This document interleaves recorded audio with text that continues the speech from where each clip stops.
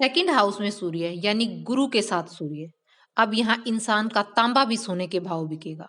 और सिक्स्थ में चंद्रमा जो जहरीला पानी है वो मिठास लिए होगा। पर किन कारणों से ये तांबा लोहे से भी मंदा हो जाएगा? कौन से कर्मों से इंसान के बेर बिक जाते हैं और कौन से कर्मों से सूर्य मान सम्मान और जमीनी लाभ दिलाता है? आज इसी विषय में चर्चा करेंगे। आज सूर्य सेकंड के बारे में बात करेंगे। उससे पहले मैं आप सबको प्रणाम करती हूँ, आप सबका बहुत बहुत स्वागत करती हूँ आप ही के चैनल शकुन एस्ट्रोलॉजी में। वीडियो को आगे बढ़ाने से पहले आप सबसे एक निवेदन है, अगर आपने अभी तक चैनल को सब्सक्राइब नहीं किया तो प्लीज चैनल को सब्सक्राइब कर बेल बटन को जरूर दबाएं ताकि आने वाली वीडियो की जानकारी आपको समय पर मिलती रहे। दोस्तों, आज मैं कुंडली के सेकंड हाउस के बारे में बात करूंगी, सेकंड हाउस के सूर्य के बारे में बात करूंगी। उससे पहले मैं आपको ये बात बताना चाहूंगी कि सेकंड हाउस से हम क्या क्या देखते हैं। सेकंड हाउस से हमारा धर्म स्थान, हमारी ससुराल, हमारी वाणी, गला, तिलक का स्थान, हमारा बैंक अकाउंट, हमारा कुटुंब सब सेकंड हाउस से देखे जाते हैं।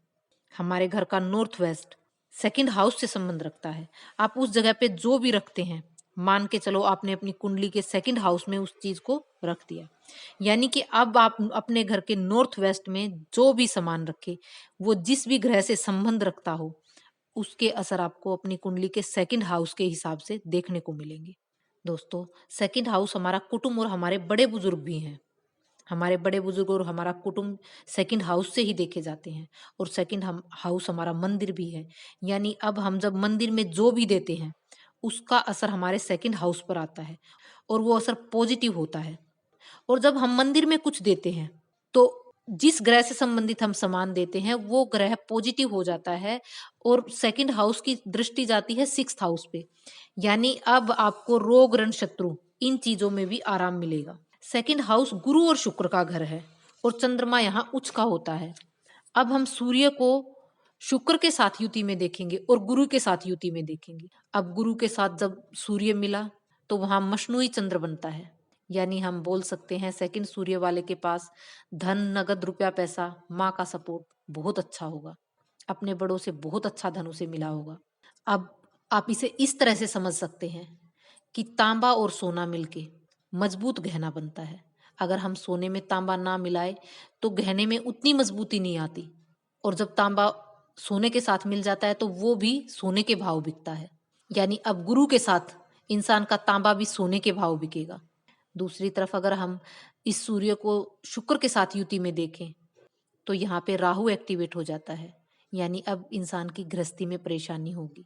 अब सेकंड सूर्य के समय इंसान अगर जर जोरू जमीन के झगड़े में पड़े या उसके बड़ों का कोई जर जोरू जमीन का झगड़ा रहा हो तो अब हम ये कहेंगे कि ये सूर्य यहाँ पे शुक्र को कमजोर कर रहा है। शुक्र के अच्छे प्रभाव ये सूर्य मिलने नहीं देगा, कहीं ना कहीं ये सूर्य नेगेटिव है यहाँ पे। मैंने आपको पिछली वीडियो में भी बताया था कि हम जिसके घर में जाए हमें उसके अनुसार रहना होता है, उसके अनुसार चलना होता है। अब ये घर शुक्र और गुरु का है, यानी कि हमें शुक्र और गुरु को ही मजबूत रखना है। यहाँ अगर हम सूर्य को मजबूत करेंगे तो वह कहीं ना कहीं शुक्र के प्रभाव को कमजोर कर देगा। अब अगर इंसान जर जोरू जमीन के झगड़े में पड़ा तो उसे आर्थिक परेशानी का सामना करना पड़ेगा। अब अगर ऐसे इंसान के साथ ऐसा कोई विवाद होता भी है तो मैं ये सलाह दूंगी कि आप उस विवाद को कोर्ट से बाहर ही सुलझा लो, यानी इस झगड़े में ज्यादा लंबे ना पड़ो, नहीं तो फिर आपके आर्थिक स्थिति खराब होगी, आपकी मानसिक स्थिति पे, आपकी शारीरिक स्थिति पे, इन सब चीजों पे। आपके शरीर में देखा जाए तो आंखों पे इस चीज का स्पेशली असर आता है। यहाँ पे इंसान को आंखों का ऑपरेशन तक कराना पड़ सकता है। वैसे सेकंड हाउस में सारे ग्रह धर्मी होते हैं।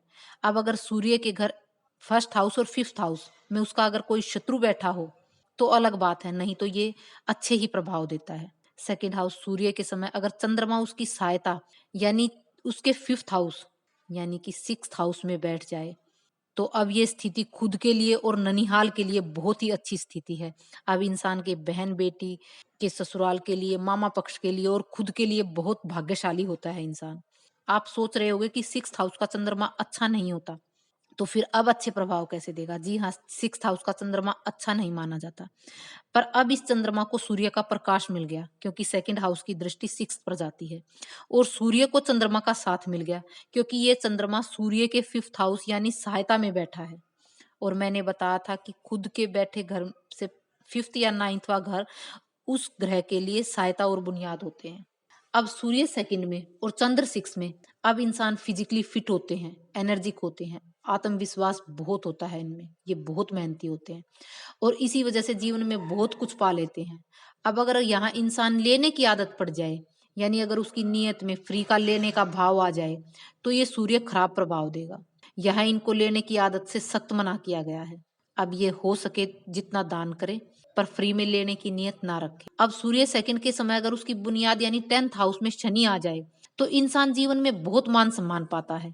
यहाँ इंसान अपनी मेहनत, अपनी बुद्धि से सब कमाता है। दोस्तों, लाल किताब में कुंडली का 8th हाउस सेकंड हाउस पर 100% दृष्टि देता है।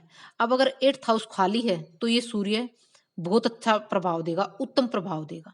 सेकंड हाउस सूर्य के टाइम अगर बुध 8th हाउस में हो, जो सिर्फ वर्ष कुंडली में ही हो सकता है, क्योंकि लगन कुंडली में बुध सूर्य के आसपास या एक घर आगे पीछे हो सकता है, इससे दूर नहीं जा सकता। अब 8th हाउस में अगर बुध हो और सूर्य सेकंड में, अब इंसान में गजब का आत्मविश्वास, गजब की एनर्जी होगी। उसके जो काम पिछले कई सालों से नहीं बन रहे थे, अब उस वर्ष वो उन कामों को अंजाम दे सकता है और वो उसे लाभ भी देते हैं। अगर उसी समय वो इंसान कमीशन का काम करे, ट्रेडिंग का काम करे, तो भी बहुत अच्छे लाभ पाता है। सेकंड सूर्य के टाइम अगर 9th में राहु हो, तो इंसान अपनी कला के कारण बहुत बड़ा इंसान बनता है। अब यहाँ इंसान पेंटिंग, फोटोग्राफी जैसी फील्ड में जाता है, तो वो बहुत ज्यादा नाम पाता है, बहुत तरक्की करता है। सूर्य सेकंड, मंगल फर्स्ट और 12th में चंद्र अगर हो, तो ऐसा इंसान जीवन में एक बार जरूर से जरूर जर जोरू जमीन के झगड़े में पड़ता है, उसे ये झगड़ा झेलना पड़ता है, या स्त्रियों के कारण उसके जीवन में ऐसी स्थिति आती है।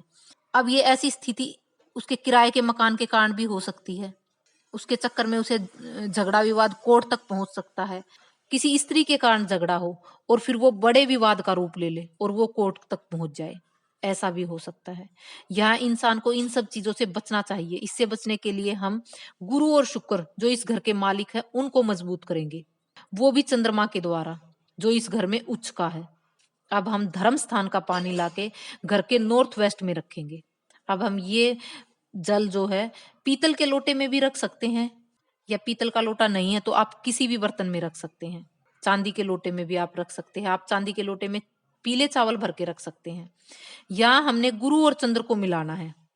जब गुरु और चंद्र दोनों मजबूत होंगे, तो शुक्र को भी मजबूती मिलेगी, क्योंकि अगर दूध ही ना हो तो इंसान दही कहाँ से बनाएगा। अब दूध यानी चंद्र मजबूत होगा तो दही यानी शुक्र भी बढ़ेगा। अब आपके जीवन में लग्जरी बढ़ेगी, ऐशो आराम बढ़ेगा। अब हम यहाँ खड़कते नारियल, बादाम, उड़द धर्म स्थान पर दे सकते हैं। इससे भी शुक्र को मजबूती मिलती है, क्योंकि यहाँ हमने शनि का साथ शुक्र को दिया। और आप कहोगे कि सेकंड सूर्य के समय शनि का दान, पर आपको पता है सेकंड में सारे ग्रह धर्मी होते हैं, वहां कोई एक दूसरे को नुकसान नहीं पहुंचाता। उम्मीद है मैंने सेकंड सूर्य के बारे में जो जो ग्रामर में बातें हैं वो सब आपको बताने की कोशिश की, आपको समझ में आई होंगी। आपको अगर वीडियो अच्छा लगे तो चैनल को लाइक, शेयर, सब्सक्राइब जरूर करें और मेरे द्वारा बताए नियम, उपाय, परहेज अपनाकर अपने सेकंड सूर्य के अच्छे प्रभाव आप ले सकते हैं। आज के लिए इतना ही, मिलते हैं एक और नई वीडियो के साथ, तब तक के लिए नमस्कार।